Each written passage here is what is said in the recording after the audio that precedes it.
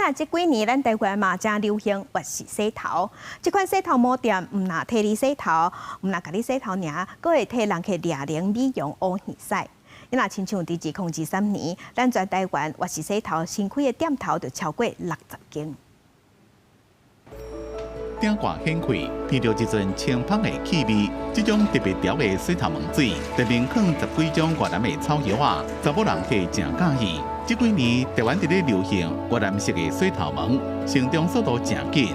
经济部统计，敢若是2023年，全台湾新立案的业者就65间，差不多5-6天就开一间。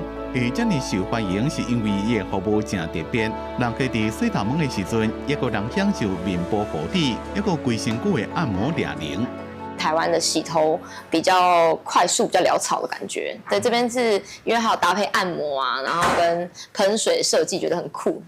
伫即马台湾的越南式洗头毛店，大部分拢是越南籍的新住民开的，有一寡店甚至讲因装潢华丽。互人客头毛洗刷了，会当伫遮翕相拍卡。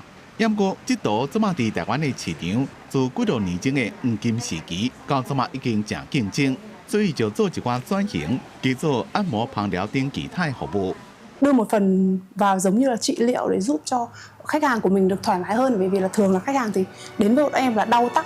财政部2023年统计，伫国内美容美体业的销售额有到466亿。看到这么大的市场，和4个越南式洗头毛店一间线一间开。不过因为短时间内雄开这么多间店，市场供应伤过多，真多业者为了要吸引人客，互相伫咧抬价。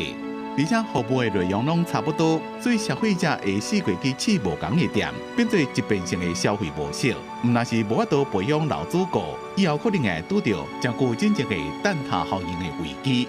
记者综合报道。